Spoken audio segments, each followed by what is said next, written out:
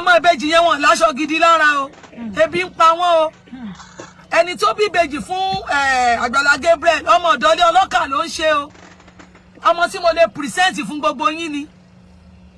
ọmọ ọ̀dọ́lé Oloka ló ń ṣe o mo pé tó bá pẹ́ tó bá yá àwọn tí wọ́n mọ̀ dáadáa wọ́n sì padà gbọ́mọ yẹn bọ̀ wá sórí show fúnra wọn ni wọ́n post photo ẹ̀ kì í ṣàwárí mo mọ̀ kó máa padà post ẹ̀ Bíbélì gan jọ jẹ́ wá yí pé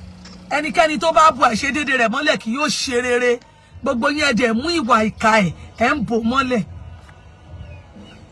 ṣé nǹkan tó dáa náà nìkan máa ní pásítọ̀ ń dógbá ó ń dó àwo ó ń dógi ó ń dó ọ̀pẹ̀ tó bá mọ̀ pé ò lè mára dúró ipe ìyàwó ẹ̀ ráìsì ní ráìsì ti sú ẹ ó fẹ́ jẹ̀bọ̀ ó fẹ́ jàmàlà ó fẹ́ jẹ sẹ̀mó ó fẹ́ jẹ wheat lọ fẹ́ wọn sílé náà kí ló dé tó ń bá wọn ọmọ ọlọ́mọ sùn pẹ̀lú àìlera wọn ń bá wọn sùn pẹ̀lú pé wọn ò ní ó dẹ̀ fún wọn lówó ó wá di pé ọ̀fẹ́ ló ń ṣe Ọlọ́run á bí ẹ. I made this video to remind